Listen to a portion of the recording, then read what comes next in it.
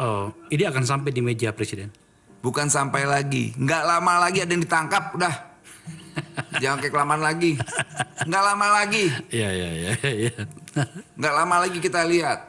Dari penegak hukumnya sampai apa yang bermain-main lah di sini. Oke, terakhir. Assalamualaikum warahmatullahi wabarakatuh. Baik lagi di channel Akbar CK. Teman-teman, ini ada berita yang membahagiakan bagi masyarakat Indonesia dan membagongkan bagi para koruptor. Ya, luar biasa.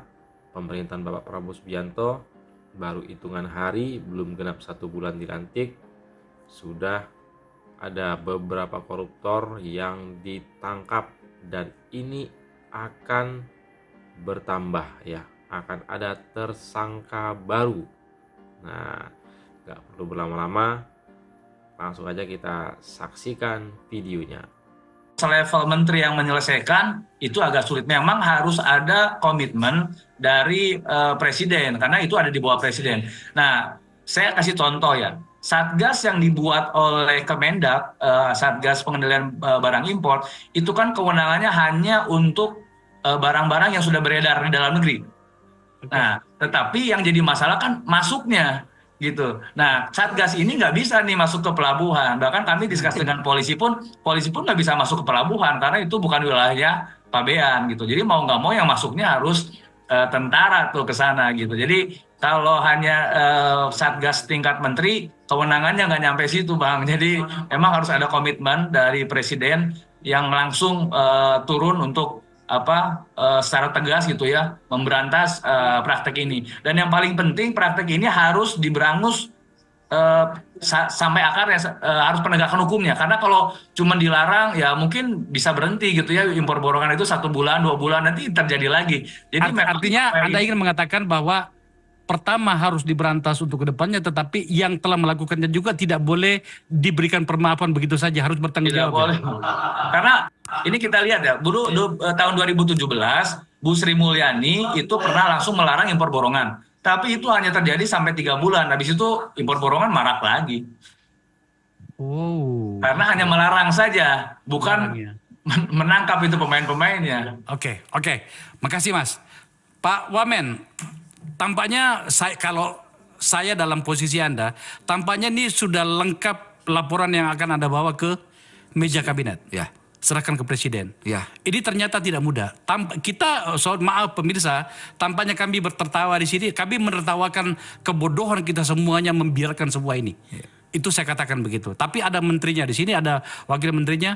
Saya membayangkan Anda membawa ini ke meja kabinet. Pasti. Dan Anda menjelaskannya. Iya dong. Saya rasa harus tuntas barang ini. Harus. Silakan. Saya rasa akhirnya Bung Faisal berhasil juga memprovokasi ketua kita untuk lebih terbuka ya. Iya. Sebetulnya dari awal saya ingin menyampaikan, ya salah satu hambatan kita ini biaya cukainya pemain, ada aparat penegak hukum juga bermain. Dan kemarin pertemuan Magelang Retreat itu disampaikan, dijabarkan oleh Jaksa Agung Pak Burhan. Gak ada nih main-main, saya tangkap lah. Artinya dia sedang menguji dirinya sendiri. Dan kita akan sama-sama untuk menguji diri saya juga gitu. Kita punya loyalitas tidak dengan apa yang disampaikan oleh Pak Prabowo. Gitu loh. Begitu juga Pak Kapolri. Kapolri ini nekat juga nanti nih. Ditimpa nggak peduli. Makanya ini momentum kita untuk bagaimana membenahi bangsa kita. Kalau dia bilang tadi, kawan Pak Ketua bilang di sono nggak bisa, harus tentara. Kita bawa Kopassus tuh, kalau perlu bawain Pangser tuh. Itu kita bawain Pangsernya sekalian, taruh di jidat itu senapan itu, karena udah nggak bisa, emang bebel. Tadi persis yang dibilangin tadi, diberantas, dilarang, ya cuma 3 bulan, kesannya lanjut lagi. Nah harus ada yang namanya proses hukum, tangkap. Tapi begini bro, lagi-lagi saya harus mengatakannya, Nail, ini menjadi tidak mudah, setidaknya bagi Anda, karena yang melakukannya, yang membuat kebijakannya, yang membuat masalah itu hari ini masih ada di pemerintahan. Nggak apa-apa, kan ada proses sejarah. Oke. Dia akan tersingkir dengan proses sejarah ini. Sejarah yang akan menghukum dia, waktu yang menghukum dia.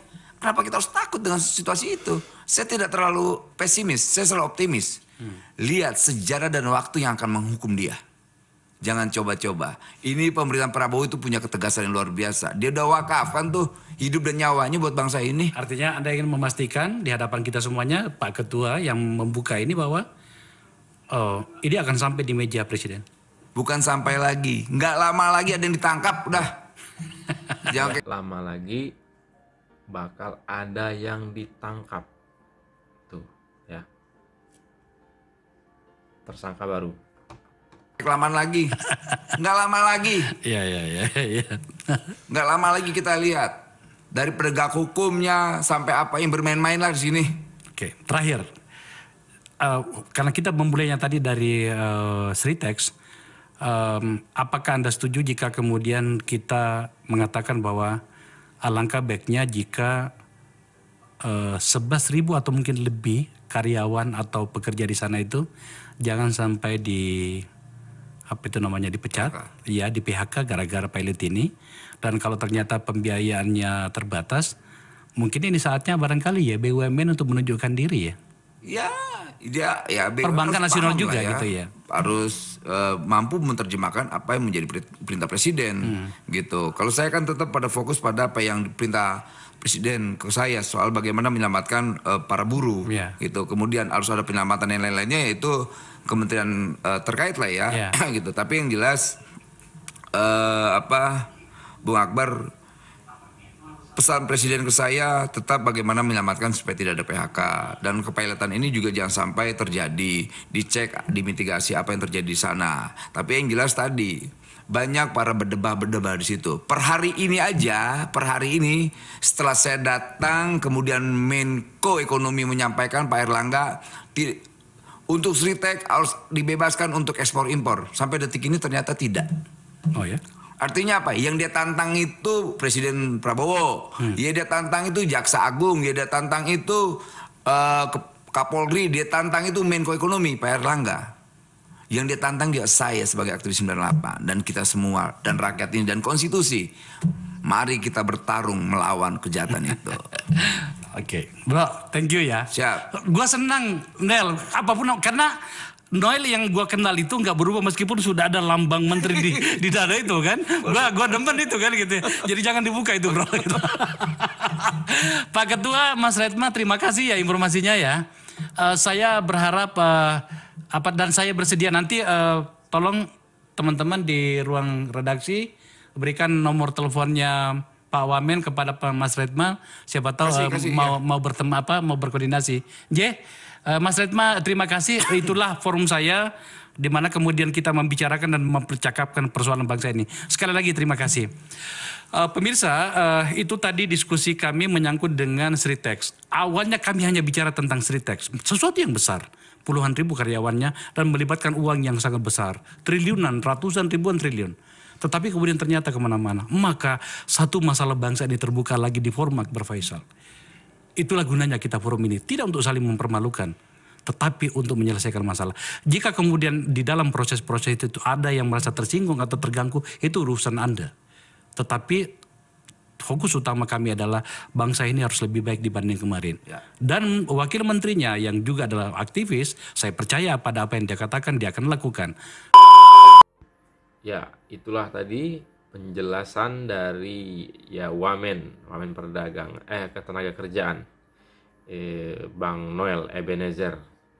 Pemerintahan Bapak Prabowo Subianto tidak main-main ya. Komitmen Pak Prabowo Subianto itu memberangus semua koruptor-koruptor yang merugikan negara ya.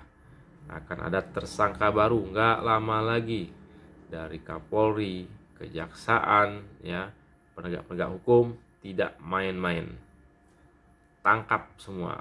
Nah, itu tadi statement dari Bung Noel ya, Bang Noel Ebenezer. Semoga para koruptor ya yang sekarang mungkin masih ada di dalam pemerintahan itu pun dicokok ya. Inilah pemerintahan Pak Prabowo Subianto, tidak pandang bulu siapapun dan dimanapun ya. Intinya kalau sudah merugikan negara terkait maling, korupsi, sikat. Oke, sekian dulu video ini. Semoga bermanfaat. Sebelum saya akhiri, jangan lupa like, comment, share, dan subscribe. Assalamualaikum warahmatullahi wabarakatuh.